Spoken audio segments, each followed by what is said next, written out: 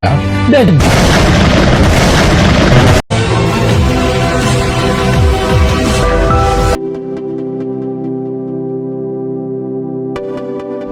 Pak Otto Hasibuan dipanggil oleh Presiden terpilih Prabowo Subianto. Ya, diperkirakan sih menjadi wakil Menkumham ataupun wakil Menko Polhukam. Loh, gak bahaya tah? Yo bahaya toh. Gimana? Rudiana, Aris Papua, Gugun, masih aman jantungnya nih? Masih aman kan? Nah, ketika dipanggil kan saya bingung Bapak di atas tuh. Ya, Bapak meminta saya naik. Yo, aduh ampun. Saya sudah ampun ya, buat pos pampres ampun deh. Ampun, buat protokol istana, ampun banget. Saya, aduh, salutak. Naik mobil pertama presiden menungganginya. Mobilnya Garuda kan? ya, Mau Garuda, mau mah di Bandung, di Jawa Barat, Siliwangi. Ya kemudian saya di situ, ya saya spontan naik karena badan saya ringan biasa kan naik.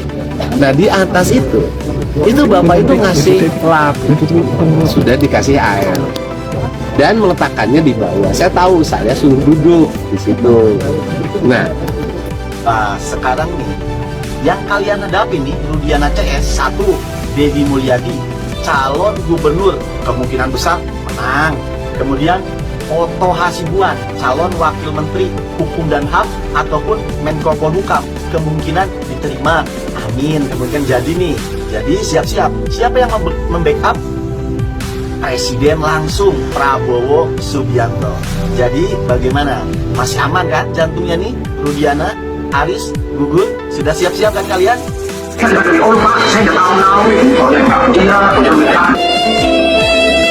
Gawat guys, ada beberapa video yang beredar di masyarakat menunjukkan bahwa Ibtu Rudiana itu benar-benar terlibat di kasus Vina Cirebon.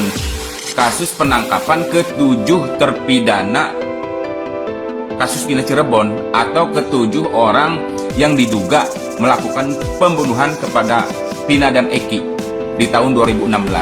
Yang semula dia menyangkal terlibat di penangkapan atau di penyiksaan ke-7 terpidana yang diduga membunuh Vina Cirebon. Bismillahirrahmanirrahim. Halo guys, assalamualaikum warahmatullahi wabarakatuh. Jumpa lagi bersama kami di apa kabar semuanya. Semoga selalu punya umur dan diberikan sekian banyak sampai 7 turunan. Amin ya rabbal alamin. Dan terima kasih banyak bagi yang telah mengklik video ini. Guys, menggelegar Rudiana pasti bikin jantungan ini ya. Usai dilantiknya Wamenkumham Otto Hasibuan, kasus Vina akan segera diselesaikan. Mantap, gokil gitu ya. Nah, seperti yang disampaikan oleh Bang Reza Indragiri ini sedikit memberi bocoran tentang hal itu. Nah guys, tolong simak sampai selesai. Siapa tentunya, mari saksikan. Let's go.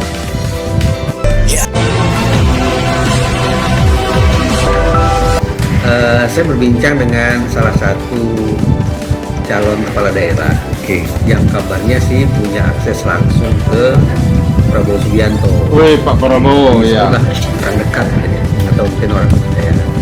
Dari tokoh ini saya dengar langsung dari mulutnya bahwa eksplisit target atau minimal harapan sebelum tanggal 20 Oktober kasus Vina sudah selesai. Sebelum 20 Oktober. 20 Oktober. Ternyata kan luput. Iya, kan udah lewat. Itu atau harapannya itu luput. Bagaimana kita memaknainya saya juga tidak tahu. sedikit tadi orang dalam mungkin ya. Saya nggak bisa jauh lah yang mengatakan pokoknya orang dekat deh. Paling tidak dia membangun impresi, membangun kesan bahwa dia orang dekat dan dia punya ruang untuk komunikasi langsung dengan Prabowo Subianto. Ya, selain putusan MA terkait PK terpidana, tentunya yang ditunggu-tunggu oleh Sobat BN adalah putusan Polri yang katanya akan diumumkan segera juga. Sudah ada mungkin firasat lagi mungkin Mas. Belum, yang saat ini saya belum punya firasat apapun. Oke, ini kan sudah pelantikan ya. Harusnya kalau misalkan hitung-hitungan politis ya, pagi ada Pak Otto di situ. Betul. Ya, mantap. Atau kemudian angkat isu ini sebagai isu yang patut atau harus diprioritaskan. Iya. Ya akan berubah itu ritme pertandingan. Makanya agar Otto Hasibuan punya posisi strategis untuk menyampaikan hal itu, tidak mengundang atau memantik komentar-komentar yang kontraproduktif, maka segera saja Otto Hasibuan mengundurkan diri dari jajaran penasihat hukum 8 terpidana. Berbicara murni semata-mata sebagai wakil menteri. Bicara ini sebagai wakil menteri. Iya. Ya nggak apa-apa juga. Yang penting kasus Pina ini selesai ya. Betul. Presidennya sudah menitahkan, jadi kita berandai-andai menitahkan, prioritaskan penuntasan kasus Cirebon. Apalagi. Iya betul. Jadi dengan adanya pembagian ini sekarang, saya kira ini tepat sekali karena itu akan menjadi fokus. Ya, fokus pembahasannya mengenai imigrasi, pemasyarakatan, HAM dan juga mengenai hukum. Ya, jadi kalau kita lihat di sini nih hukum itu berarti kan ini kan bukan Menteri Hakim, bukan Minister of Justice, tapi Minister of Law mungkin ya, kira-kira gitu. Nah, pasti tentunya yang harus diperhatikan kalau dari kami sebagai Wamenko ya, dari Kementerian Koordinator ya, bagaimana kita mewujudkan apa yang disampaikan Pak Presiden tadi pagi ini, bahwa semua yang ada di kementerian ini harus berpihak kepada rakyat. Betul. Ya, kalau umpamanya di Kementerian Imigrasi tentunya kemudahan itu harus diberikan, dalam arti harus diperhatikan kepada pelayanan kepada masyarakat.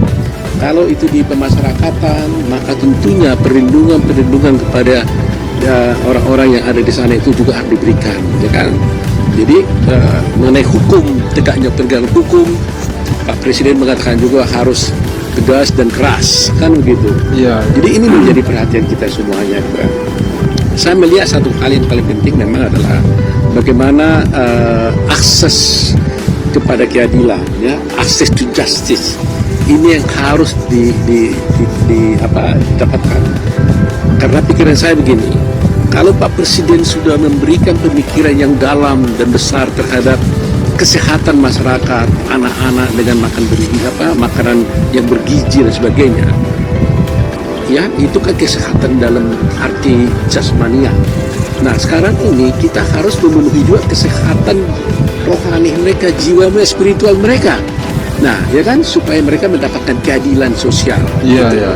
Nah, dari segi hukum tentunya harus diperhatikan juga itu keadilan sosial, akses to justice. Jadi ya, imigrasi masih ada tapi jurisdiksinya masih ada. Nah, itu nanti mungkin akan ada itu ya. Tapi kalau namanya kementerian, apakah dirjen, apakah bentuk lain itu, apakah deputi, itu akan kita jatuh lagi. Tapi kalau terkait profesi Bang Otto sebagai advokat, apakah nanti akan berkelanjutan di jalan setelah Bang Otto di jadi imam? Berdasarkan undang-undang advokat, saya tidak bisa lagi praktek sebagai advokat. Jadi saya besok ketika dilantik harus saya mengajukan permohonan cuti kepada Perhimpunan Advokat Indonesia. Cuti sebagai advokat sama dengan umpamanya DPR gitu ya. Anggota DPR itu juga tidak boleh menjadi berpraktis sebagai advokat. Dia tetap advokat, tapi tidak boleh menjalankan praktiknya sebagai advokat. Ya oke, mantap, setuju banget ya apa yang disampaikan oleh Bang Reza Indragiri ini.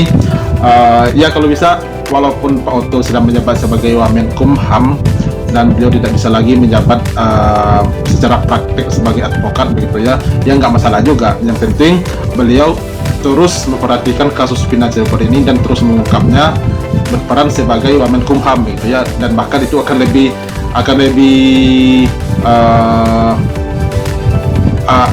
jelas lagi gitu ya, akan lebih kuat lagi gitu ya untuk mengusut kasus Pina ini. Bahkan sedangkan beliau kan sudah dekat dengan penguasa begitu ya, sudah dekat dengan presiden begitu ya, dan kita juga tunggu gimana hasil kerja beliau nanti Pak Otto Hasibuan ini ya guys ya. Oke guys, itu dia reaksi kita hari ini, dan masih banyak yang telah menonton, dan sampai jumpa lagi di video berikutnya. Terima kasih.